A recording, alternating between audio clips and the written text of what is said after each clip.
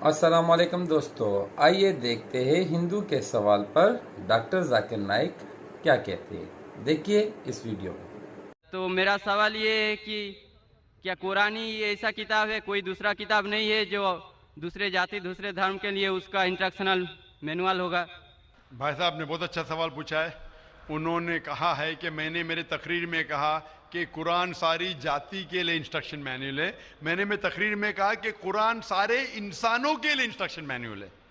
और आपका ये सवाल है कि आपके हिसाब से वेद और भगवत गीता हिंदुओं के इंस्ट्रक्शन मैनुअल किताब है, कुरान मुसलमान की किताब है, इंस्ट्रक्शन मैनुअल है, तो क्या सिर्फ कुरान ही सारे इंसानों के लिए इंस्ट्रक्शन मैनुअल है?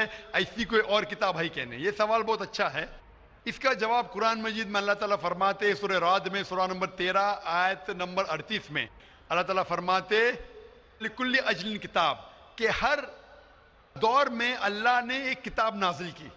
हर दौर में अल्लाह ने किताब नाजिल की। नाम से कुरान मजीद में 4 किताबों का जिक्र है जो अल्लाह ताला ने नाजिल की। तोरा, जबूर, इंजील और कुरान। तोरा नाजिल की गई थी मूसा अलैहिस्सलाम पर, जबूर नाजिल की गई थी दाऊद अलैहिस्सलाम पे, इंजील नाजिल की गई थी ईसा अलैहिस्सलाम पे, और कुरान जो आखिरी किताब है नाजिल की गई थी आखिरी पैगंबर मोहम्मद सल्लल्लाहु अलैहि वसल्लम पे। आपका सवाल है कि सिर्फ कुरान सारे इंसानों के लिए, बाकी किताब नहीं है। अभी ये 4 किताबों का कुरान मजीद में जिक्र है, लेकिन कुरान मजीद में ये भी कहा गया है कि हर दौर में एक किताब है। मिसाल के तौर पे सूफ इब्राहिम, वो भी किताब है। तो अल्लाह ताला ने कई किताबें नाजिल की है, सिर्फ नाम से 4 का जिक्र है, इसके अलावा और किताबें हैं। कोई मुझे हिंदू पूछता है क्या आप कह सकते हैं क्या वेद अल्लाह की किताब है? मैं कहता हूं कि कुरान मजीद में नाम से वेद का जिक्र नहीं है, तो मैं ये नहीं कह सकता हूं कि वेद अल्लाह की किताब है। मैं ये कह सकता हूं हो सकता है, मैं नहीं जानता, हो सकता है वेद अल्लाह की किताब है, हो सकता है नहीं है, क्योंकि कुरान मजीद में इसका जिक्र है। मैं 100% नहीं कह सकता हूं कि ये है, लेकिन मैं ये जानता हूं कि जितनी भी किताबें कुरान मजीद के पहले नाजिल हुए वो सिर्फ अपने लोगों के लिए थी और हिदायत थी एक वक्त के लिए। जितनी भी किताबें नाजिल हुई कुरान मजीद के पहले, चाहे तोरा हो, जबूर हो, इंजील हो, या जितनी भी किताबें जिसका जिक्र कुरान मजीद में नहीं आता है, वो नाजिल हुई थी अपने लोगों के लिए। वो पैगाम का अमल करना चाहिए जब तक नई किताब नाजिल ना हो। अगर मान भी लेता हूं, मैं मान भी लेता हूं कि वेद अगर खुदा की किताब हो, मान लेता हूं मैं आपकी बात, क्या वेद खुदा की किताब है, तो वो सिर्फ उस वक्त के लिए था, उन लोगों के लिए था, आज के लिए नहीं। क्योंकि कुरान मजीद अल्लाह की आखिरी किताब है, वो सिर्फ मुसलमानों के लिए नहीं और सिर्फ 1400 साल पहले के लिए, क्योंकि वो आखिरी किताब है, वो सारी इंसानियत के लिए थी और क़यामत तक है। जितनी किताबें पहले आई वो सिर्फ महदूद थी एक वक्त के लिए और एक समय के लिए, खुसूसन कुछ इंसानों के लिए। मिसाल के तौर के ऊपर तोरा नाजिल हुआ था सिर्फ यहूदी के लिए, मूसा अलैहिस्सलाम पे नाजिल हुआ था जब तक नई वही नहीं आई, उस वक्त के लिए और उन लोगों के लिए। आज क्योंकि कुरान मजीद आखिरी कलाम है, वो सिर्फ मुसलमानों के लिए नाजिल नहीं किया गया था, सिर्फ अरबों के लिए नहीं, लेकिन सारे इंसानों के लिए। और जो कुरान मजीद का पैगाम है वो सिर्फ 1400 साल पहले के लिए नहीं है, वो क़यामत तक के लिए। इसीलिए अगर मैं मान भी लेता हूं वेद खुदा का कलाम था, वो सिर्फ उस वक्त के लिए था, और जितने भी अल्लाह के कलाम जो कुरान मजीद के पहले आए, वक्त के दौरान उनमें मिलावट होने लगी। आज आप तहकीक करेंगे जितनी मजहबी किताब, कुरान मजीद के अलावा सभी मजहबी किताब में मिलावट है, उसमें कंकॉक्शन है, फैब्रिकेशन है, बहुत मिलावट है। मिसाल के तौर पे महाभारत पढ़ते हैं, जो कहते हैं पंडित कि महाभारत सबसे पहले कहा गया था, अर्जुन के ग्रैंडसन ने कहा था, उस वक्त 8000 श्लोक थे। ये कहानी दोहराई गई जनरेशन के बाद जनरेशन, फिर महाभारत में हो गई 24,000 श्लोक, आज महाभारत में लाख श्लोक है, तो इसमें मिलावट होने लगी।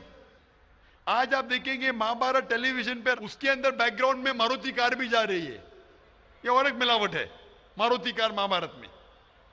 तो इसीलिए जितनी भी किताबें अल्लाह ने नाजिल की, क्योंकि वो सारे इंसानियत के लिए नहीं था, और क़यामत तक के लिए नहीं था, अल्लाह ताला ने उसे ज़रूरी नहीं समझा महफूज रखने के लिए, बट क्योंकि कुरान मजीद आखिरी किताब है और अल्लाह सुब्हानहू व तआला जानते कि एक ता क़यामत तक रहने वाली है, इसीलिए अल्लाह ताला फरमाते सूरह हिजर में सूरा नंबर 15 आयत नंबर 9 में कि हमने कुरान नाजिल किया, हम इसकी हिफाजत करेंगे।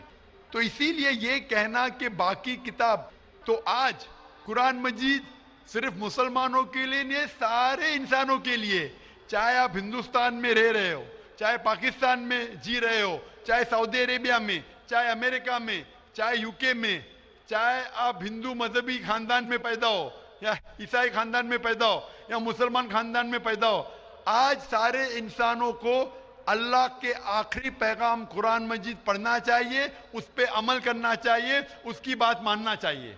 इसीलिए मैं कहता हूं कुरान मजीद सारे इंसानों के लिए। ये चीज मैं वेद के बारे में नहीं कह सकता हूं, क्योंकि अगर आप तहकीक करते हैं वेद में भी मिलावट है। आज अगर आप साइंस के जरिए तहकीक करने लगेंगे कुरान मजीद को छोड़ के, बाकी सारे किताबों में आपको गलती मिलेंगी।